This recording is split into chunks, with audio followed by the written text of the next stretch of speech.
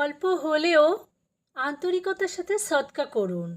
এই সৎকার মূল্য আল্লাহর কাছে অসীম। আসসালামু আলাইকুম। আমার আজকের গল্প সৎকার বরকত। এক গ্রামে এক দরিদ্র মানুষ বাস করত।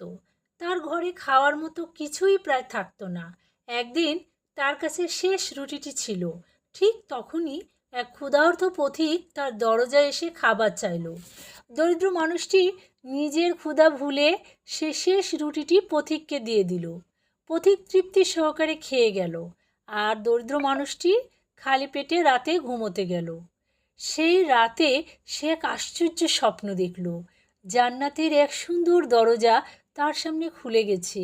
এক ফেরেশতা বলছে, আজ তুমি আল্লাহর পথে তোমার শেষ রুটি দান করেছিলে। আল্লাহ তোমার সেই ছোট্ট সদকা কবুল করেছেন। এর বিনিময়েই জান্নাত তোমার জন্য সাজানো হয়েছে। এ গল্প থেকে আমরা শিখলাম, সদকা কখনো নষ্ট হয় না, বরং অল্প হলেও আন্তরিক দান আল্লাহর কাছে অনেক বড় মূল্যবান। সবশেষে বলি, লাইক, কমেন্ট এবং সাবস্ক্রাইব করতে ভুলবেন না। সকলকে অনেক অনেক ধন্যবাদ।